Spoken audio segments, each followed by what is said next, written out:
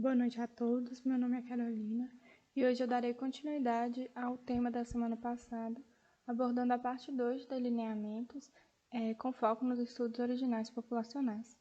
Para essa aula foi orientada pela professora doutora Thaisa Soares Crespo e co-orientada pela mestra Maria Clara Leles Ramos Cardoso e Jéssica Rejane Durães Soares. Ao longo da apresentação, eu falarei sobre a introdução, a classificação dos desenhos de pesquisa, bem como exemplos de estudos observacionais e estudos experimentais, considerações finais e referências. Dando início à nossa aula, então, é importante a gente relembrar um pouco sobre os conceitos de delineamento, já que ele vai ser a forma principal que a gente tem de planejar, executar e analisar um estudo científico. Então, para iniciar uma investigação epidemiológica, é muito importante a gente escolher o delineamento adequado, porque a gente lembra que cada um desses tipos de desenho de pesquisa ele vai ter vantagens e desvantagens, mas vai ter aquele que vai ser o melhor para o nosso propósito, para responder à nossa pesquisa científica. É importante a gente avaliar também questões mais práticas, então, o tempo que esse estudo vai levar, se você tem condições de arcar com o custo, então avaliar o orçamento, ver também as questões éticas e a força de evidência que esse estudo pode gerar para a gente. Falando de forma mais geral, da classificação desses desenhos de pesquisa, a gente pode classificar ele de diversas maneiras, Eu trouxe algumas formas aqui, que seria quanto à originalidade do estudo, sendo que ele pode ser classificado em primário ou secundário. Primário quando ele tem dados originais, dados próprios, e secundário quando ele parte dos estudos primários para fazer, por exemplo, revisões sistemáticas, artigos de revisão, guias de orientação. Quanto ao perfil epidemiológico, ele pode ser classificado em descritivo ou analítico, sendo que o descritivo ele vai descrever mesmo os aspectos das doenças em relação ao tempo, em relação ao espaço ou as características de cada indivíduo. O analítico ele vai pegar esse estudo descritivo, verificar as hipóteses e fazer, então, investigar essas associações e gerar estatística para a gente. Quanto à interferência do pesquisador no estudo, ele pode ser observacional ou experimental, sendo o observacional aquele que o investigador não intervém e o experimental, o investigador ele vai acabar ali excluindo, incluindo, modificando fatores previamente determinados. Quanto ao período de segmento, o estudo ele pode ser longitudinal ou transversal. O transversal ele vai ser apenas um corte ali no tempo, um corte instantâneo, e o longitudinal não, ele vai acompanhar as mudanças da doença, dos pacientes, dos participantes ao longo do tempo. Quanto à direcionalidade, o estudo ele pode ser prospectivo ou retrospectivo. O prospectivo, ele começa quando a doença ainda não ocorreu. Então, ele parte da causa, dos fatores possíveis até o desfecho. E o retrospectivo, ele parte do evento, da doença, por exemplo, e tenta buscar no passado fatores que possam ter influenciado para esse desfecho. Aqui eu trouxe esse desenho só para a gente ver como vai funcionar mesmo a aula. Então, a gente vai partir dos estudos observacionais, falar sobre o estudo ecológico, o estudo transversal, o caso controle e o coorte, e depois a gente vai falar um pouco sobre os estudos experimentais, com foco no ensaio clínico randomizado. Então, começando os estudos observacionais, que é aquele que o pesquisador vai apenas observar a evolução sem intervir no estudo. O primeiro estudo observacional que a gente vai falar, então, é o estudo ecológico. Nesse estudo, ao invés de a gente analisar pessoas de forma individual, a gente analisa grupos de pessoas. Então, a gente pode comparar populações, por exemplo, populações até de países diferentes, ou uma comparação da mesma população em diferentes momentos ao longo do tempo. Uma vantagem desse estudo é que os dados que a gente vai utilizar podem ser extraídos de diversas fontes. Então, é muito extenso mesmo a fonte que a gente pode usar. Esse é um exemplo de estudo descritivo que faz a comparação com a ingestão de gordura no país com a taxa de incidência de câncer de mama. Então, ele conclui que países com com essa ingestão maior tem uma incidência maior de câncer de mama. Aí a gente entra no viés ecológico, que é justamente a falta de dados individuais. Então, por exemplo, uma mulher que ela mora na Suíça, o país tem uma ingestão alta de gordura. E ela pode ter o câncer de mama, mas a sua dieta ser pobre em gordura. Outro estudo que eu trouxe é esse estudo que ele analisou, né, o consumo de clonazepam, o Rivotril, ao longo de alguns anos, né, 2009 a 2013, no estado do Rio de Janeiro.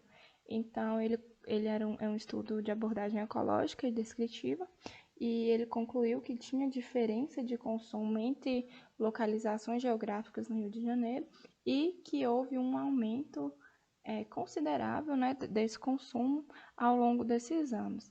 Então, na conclusão do estudo, né, ele até sugeria outros estudos que analisassem o impacto desse aumento.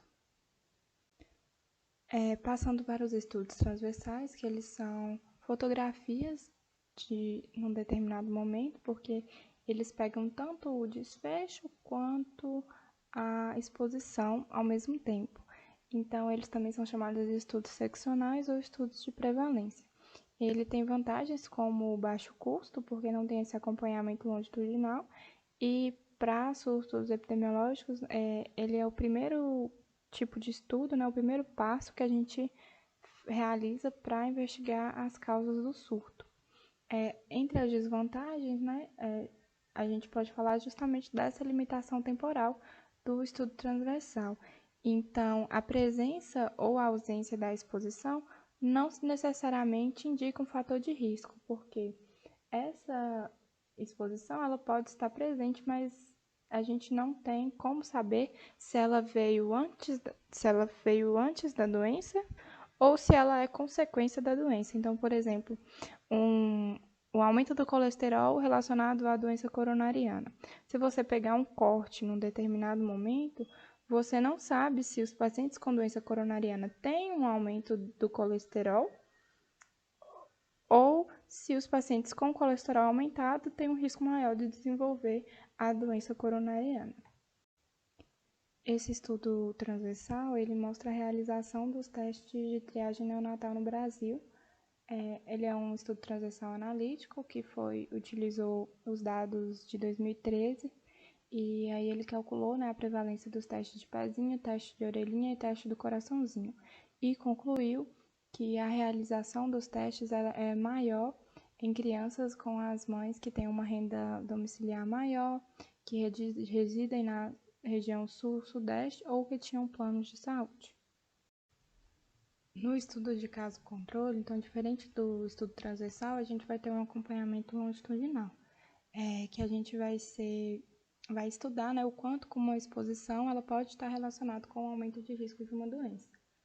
A gente vai partir de dois grupos, que são os casos e os controles, sendo os casos as pessoas que têm a doença e o controle pessoas sem a doença, e verificar, então, no passado, alguma exposição que possa estar associada com a doença atual. Para a gente ter uma associação positiva da exposição com a doença, a gente espera encontrar que uma proporção maior dos expostos entre as pessoas doentes, né, do que os expostos entre as pessoas não doentes. Um exemplo desse estudo foi registrado, né, pelo oftalmologista Norman Gregg, que ele percebeu que estavam aumentando o número de crianças com uma forma incomum de catarata durante a sua prática clínica. Então, como havia tido um surto de rubéola, provavelmente na época que essas crianças estavam no útero, né, das mães, ele propôs uma associação entre a exposição da rubéola durante a gravidez e o desenvolvimento da catarata em crianças. O interessante é que essa observação dele poderia ser apenas um relato de caso, mas aí ele comparou essas crianças com catarata com crianças não cataratas e fez então um estudo caso-controle. E aí fica mais fácil para a gente entender aquele esquema que eu falei, ó, que a gente pega crianças casos, né, com a doença, crianças controle sem a doença, e aí vai analisar quais as mães foram expostas ao vírus, a rubéola. Então, as mães expostas à rubéola durante a gestação esse número, né, de mães expostas foi maior entre as crianças com catarata. Dentre as vantagens, né, do caso controle, ele tem um menor custo, porque ele vai precisar de um tempo menor, né, em relação ao coorte que a gente vai ver, uma maior eficácia para as doenças raras, justamente também porque para o estudo de coorte, se a gente for analisar as doenças raras, a gente precisa de um grande número de pessoas para conseguir resultar, né, nessas doenças.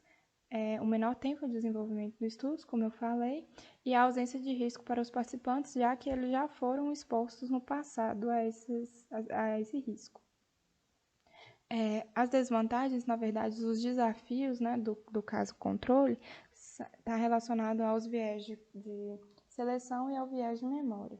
Então, ao viés de seleção, a gente pode ter um problema, uma dificuldade, né, na seleção da fonte dos casos. Então, por exemplo, se você selecionar um grupo de pessoas apenas em um hospital de nível terciário, você talvez selecione apenas as formas graves daquela doença. Então, os fatores de risco que você vai encontrar estão mais associados à forma grave. Esse segundo tópico, que seria os casos incidentes ou prevalentes, é muito importante a gente estar atento porque é um problema muito difícil de solucionar, mas a gente precisa estar atento a essas diferenças na hora que a gente for interpretar os dados. Então, quando você busca casos incidentes, às vezes você tem menos dados, né? Porque são casos recém-diagnosticados. Então, seria mais fácil a gente buscar casos prevalentes, porque já que a gente vai ter um maior número de casos. Mas, nesses casos prevalentes, acaba que muitas pessoas, quando você for realizar estudos, elas já vão ter falecido. Então, talvez os fatores de risco que você encontre esteja mais relacionado com o fator de sobrevivência do que um fator de risco. Por isso que para os estados, o estudo de caso controle é mais indicado você buscar casos incidentes. Outra questão também, na verdade, é que os casos incidentes também não deixam, também tem uma possibilidade de viés, porque, na verdade, ainda tem aqueles casos que as pessoas morrem antes mesmo de serem diagnosticadas. A seleção do controle também precisa de atenção, porque a gente tem que tentar buscar grupos, né, que se pareçam, que tenham características semelhantes ao grupo de casos.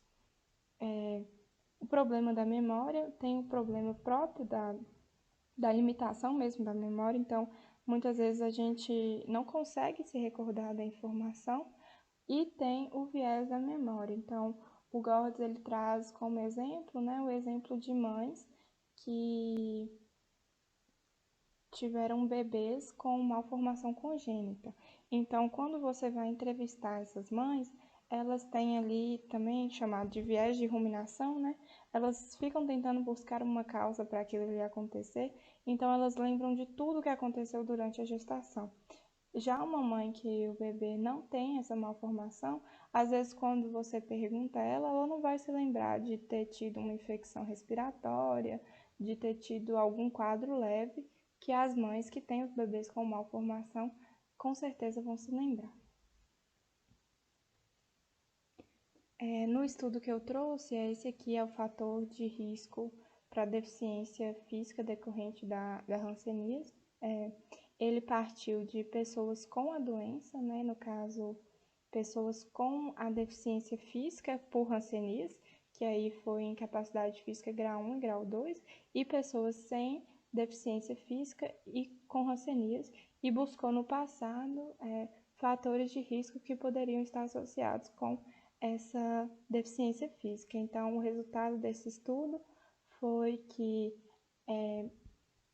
por exemplo, o gênero masculino, a baixa escolaridade, a classificação multibacilar, né, da hanseníase, e lesões maiores ou iguais a 5 estavam associadas ao maior risco de incapacidade física. No estudo de corte, então, diferente do caso controle, a gente vai partir da causa para chegar num desfecho. Então, a gente parte de dois grupos de pessoas, as pessoas não expostas e as pessoas expostas. E o objetivo desse estudo, né, é, no final, comparar a incidência da doença no grupo de pessoas expostas e a incidência das doenças no grupo não exposto.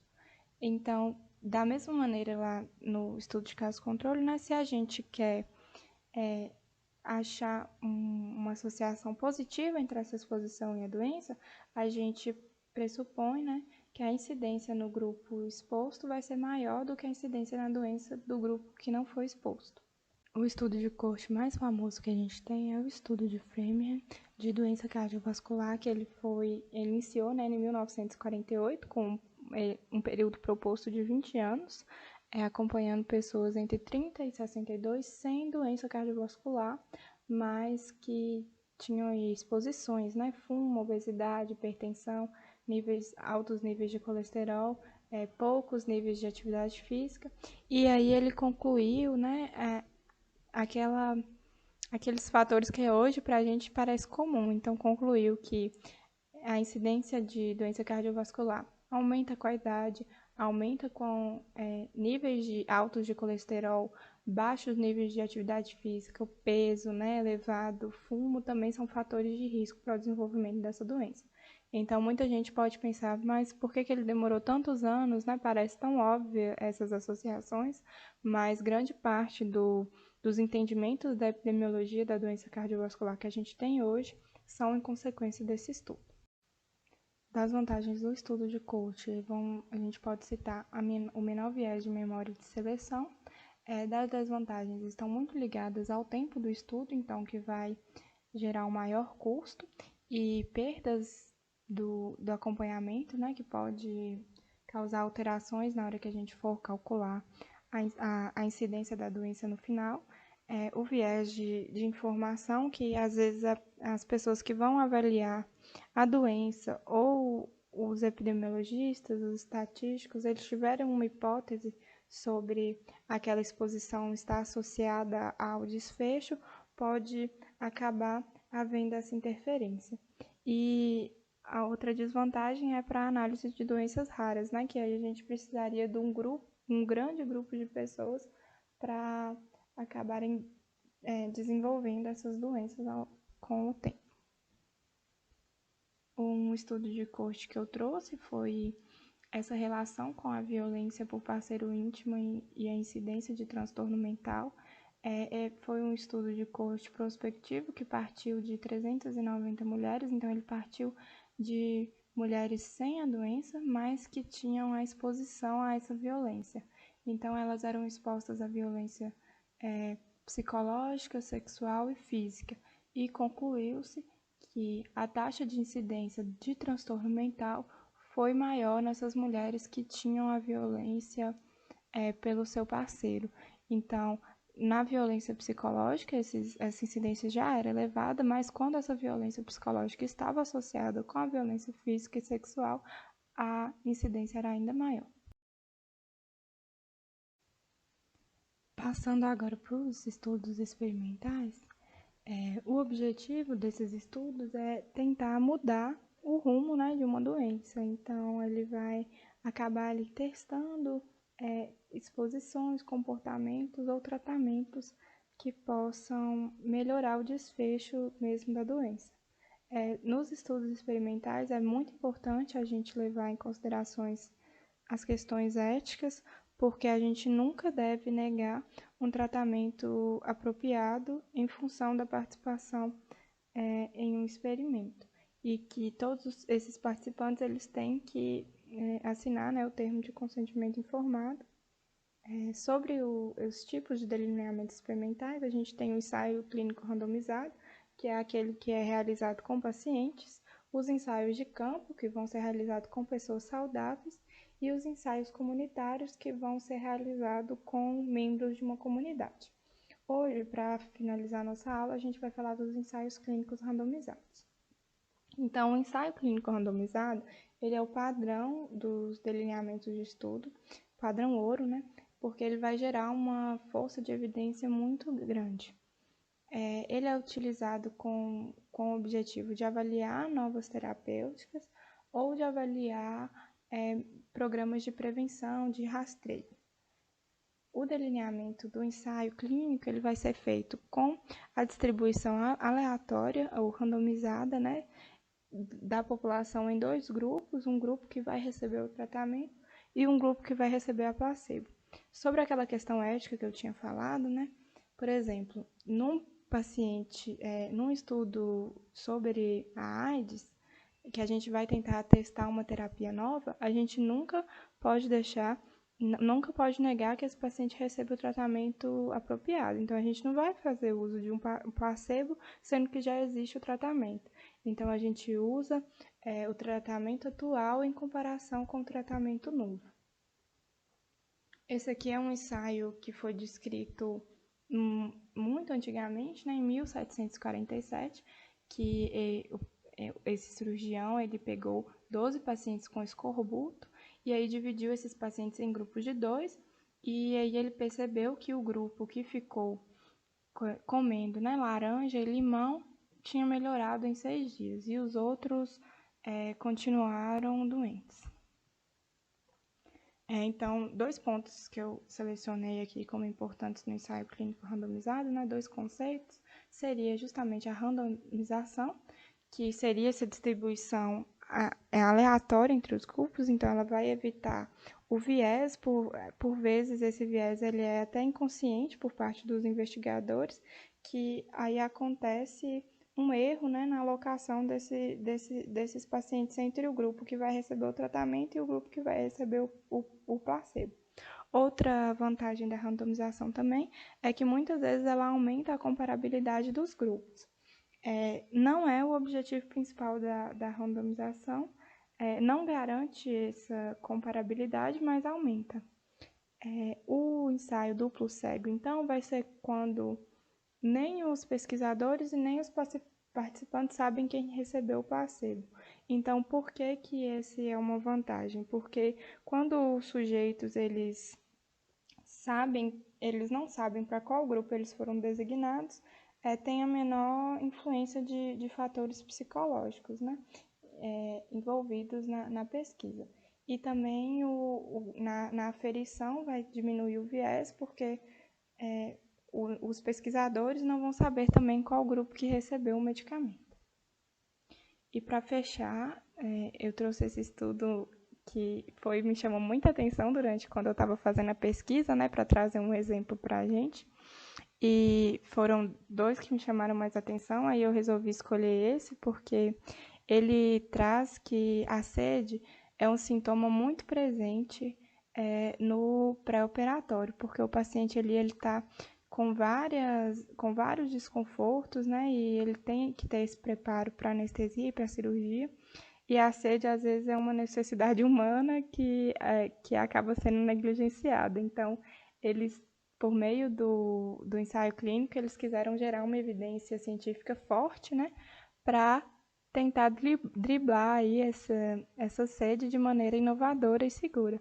Então, foi feito com pacientes que iriam fazer a cirurgia eletiva de forma aleatória e também teve o cegamento, então quem entregava a goma de mascar a esses pacientes não estava envolvido com a análise do estudo, foi distribuído em envelopes que ocultavam isso, e essa sede, né, ela era avaliada em escalas, e no final teve a conclusão de que os pacientes que fizeram uso da goma de mascar, aquele Trident que a gente usa normalmente, comum mesmo, eles tinham uma redução na sede e no desconforto pré-operatório. Então, a gente pode concluir, relembrando a semana passada, né, os estudos no epidemiológico, muitas vezes eles vão servir de bases para esses estudos epidemiológicos ou populacionais, que, como foi colocado, né, cada delineamento ele possui vantagens e desvantagens. mesmo que tenha alguns que gerem uma força de evidência mais forte, não existe uma abordagem melhor do que a outra, mas aquela que vai responder o seu objetivo de pesquisa. É importante também a gente saber reconhecer esses desenhos, porque a gente tem que saber utilizar a melhor evidência para cada momento durante a prática clínica. E por isso, né, como objetivo dessa aula, como é um tema muito extenso, eu tentei focar nas características básicas dos principais tipos de desenho, para que a gente, ao pesquisar, ao ler, ao mesmo escrever, né, um artigo, a gente sabe reconhecer e diferenciar essas principais características. E essas foram as referências que eu utilizei para essa aula. E muito obrigada pela atenção.